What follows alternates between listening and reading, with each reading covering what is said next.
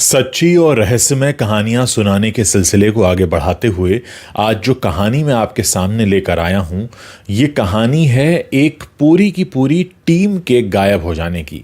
यानी आपने सुना होगा कि कोई एक व्यक्ति गायब हो गया, दो व्यक्ति गायब हो गए, आपने एक परिवार के गायब होने तक की कहानियां सुनी हैं।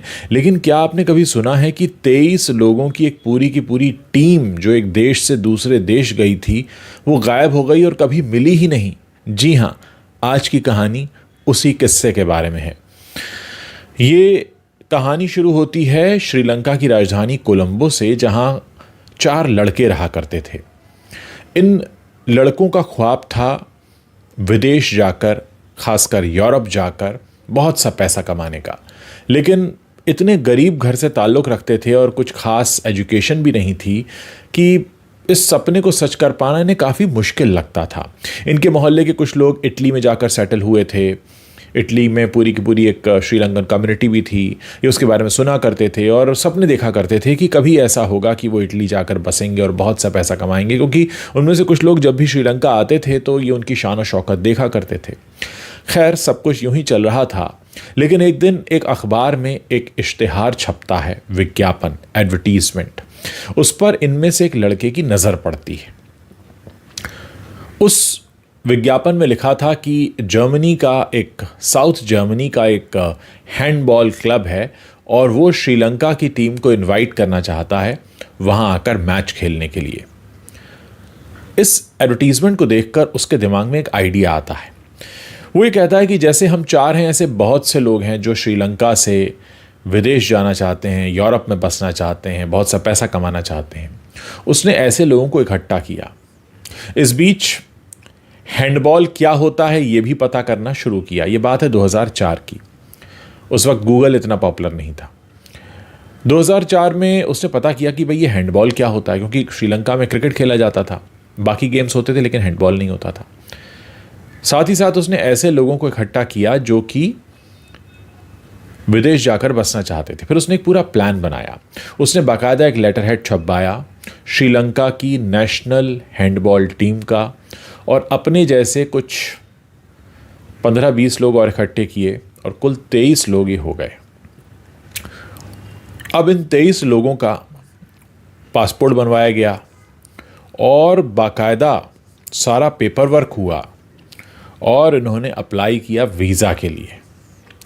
वीज़ा के लिए अप्लाई किया, वीज़ा अप्रूव हो गया कि भाई श्रीलंका की नेशनल हैंडबॉल टीम है, एक साउथ जर्मनी का क्लब है, वो इनवाइट कर रहा है, वो खेलने आ रहे हैं, कोई दिक्कत नहीं है। 45 दिन का, 45 डेज़ का वीज़ा मिल गया। 9 सितंबर 2004 को ये 23 लोग श्रीलंका की राजधानी कोलंबो से जर्मनी के लिए रवाना हुए और साउथ जर्मनी के उस शहर में पहुंचे जहां शुरुआती मुकाबले होने थे।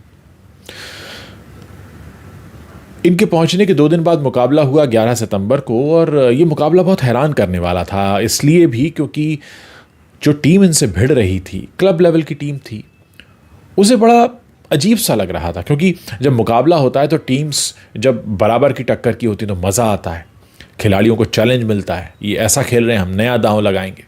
लेकिन यहाँ जो टीम आई थी ये तो बेसिक नियम में ही भूल कर रही थी। इसे तो ढंग से नियम पता नहीं थे, खिलाड़ियों के हाथ मजे हुए नहीं थे, साफ नहीं थे, थ्रो वगैरह अच्छे नहीं कर पा रहे थे, ना ही फील्डिंग में कोई ध्यान था।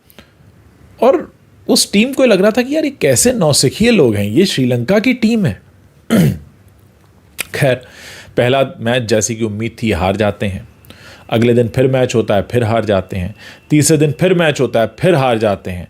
अब 13 सितंबर को इन्हें उन हारे हुए मैचेस के बावजूद जर्मनी के अलग अलग शहरों में ट्रैवल करना था और वहां भी अलग अलग क्लब लेवल की टीम्स के साथ भिड़ना था।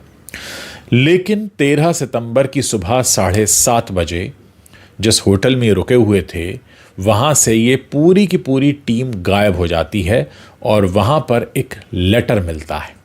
उस लेटर में लिखा था कि आपने जो भी हमारी, अंग्रेज़ी में लिखा था कि आपने हमारी जो भी खातिर तवज्जो की है, बहुत ही शुक्रिया उसका, और आपकी मेहमान नवाजी का हम बहुत शुक्रिया अदा करते हैं। और हम जानते हैं कि आप चाहते हैं कि हम आगे और मैचेस खेलें, लेकिन हम अब आगे के मैचेस नहीं खेल पाएंगे क्योंकि हम फ्रांस के लिए निकल रहे हैं। अब ये लेटर बड़ा अटपटा था। टीम आई है वीज़ा लेकर, जर्मनी में मैच खेलने के लिए और ये फ्रांस जा रहे हैं। कुछ बात समझ में नहीं आई। अच्छा, जिम्मेदारी भी बन जाती है, इनके साथ कुछ ऊंच नीच हो गया तो भाई किसके बुलावे पर आए थे। आनन फानन में श्रीलंकन गवर्नमेंट को कांटेक्ट किया जाता है कि भाई आपके यहाँ से आई हुई नेशनल टीम तो गायब हो गई है, मिल नहीं रही है, चिट्ठी छोड़ के गायब हो गए। श्रीलंका में जब स्पोर्ट्स मिनिस्टर पता करते हैं कि भाई कौन सी हैंडबॉल टीम गई है, तो पता ये चलता है कि हैंडबॉल टीम तो है ही नहीं श्रीलंका में। नेशनल तो छोड़ो, club level, district level, city level, कोई से लेवल में नहीं है। अब वहाँ हड़कंप मच जाता है। इधर से जो 23 पासपोर्ट की जानकारी थी वो वहाँ भेजी जाती है। श्रीलंकन पुलिस वहाँ लग जाती है। श्रीलंकन पुलिस जब उन दिए गए पतों पर जाती है तो सारा राज खुल जाता है, क्योंकि ये जो पते थे ये कुछ ऐसे लोगों के पते थे जो बेरोज़गार हैं, जिनके पास कोई काम नहीं है, जो बहुत छोटा मोटा काम करते हैं। खेल तो दूर, इनको ढंग से पढ़ना लिखना भी नहीं आता। और श्रीलंका को समझते देर नहीं लगती है कि मामला कुछ गड़बड़ हो गया है। अब इधर जर्मनी में भी तलाश चल रही है। पता ये चलता है कि वो जो लोग थे, जाहिर है श्रीलंका के लोग जब जर्मनी पहुंचेंगे तो थोड़े अलग से देखेंगे, इसलिए जो भी लोग उनको देखेंगे उन्हें याद रहेगा कि इनको किस एक एरिया में देखा गया था, उनके फोटोग्राफ्स वगैरह भी थे।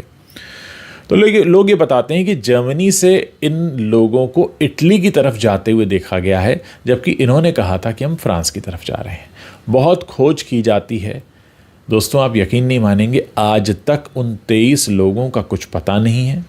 वो सब के सब आज भी गायब हैं और इस पर एक डॉक्यूमेंट्री भी बन चुकी है और अब लोग इस पर हंसते हैं कि मतलब कैसे कुछ लोग जो विदेश जाना चाहते थे उन्होंने एक ज़रिया बनाया, एक क्लब के लिए खेलने जाएंगे, इस बहाने वीज़ा मिल जाएगा, वरना तो वीज़ा भी नहीं मिलता। और झूठी मूठी टीम बनाते हैं, सबको बेवकूफ़ बनाते हैं, वहाँ जाके उल्टा सीधा मैच खेलते हैं, हार जाते हैं, हारते चले जाते हैं। सामने वालों को समझ में भी आ जाता है कि भैया इनका कोई कैलिबर नहीं है, और उसके बाद चिट्ठी रखकर गायब हो जाते हैं। और इतने साल बीतने के बाद भी आज तक कोई ये नहीं जानता कि वो लोग गए तो गए कहाँ।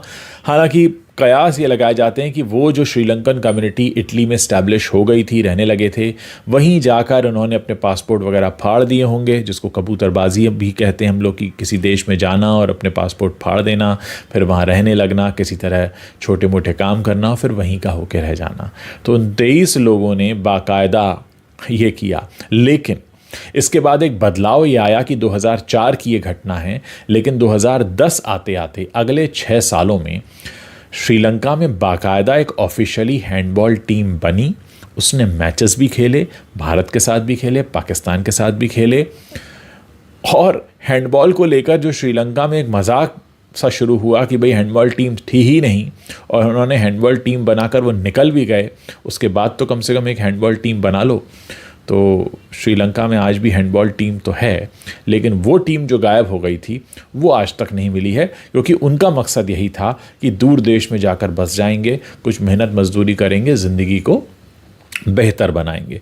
तो कहने के लिए ये अपराध भी है, लेकिन सुनने को जाएं तो इस पे हंसी भी आती है और हैरानी भी होती है कि कैसा दिमाग चलाया और उसके बाद कैसे गायब हो गए। और आज तक अब ये घटना सबको पता है, क्योंकि उस वक्त अखबारों में छपी थी और बहुत मजाक बना था श्रीलंका का भी और जर्मनी का भी।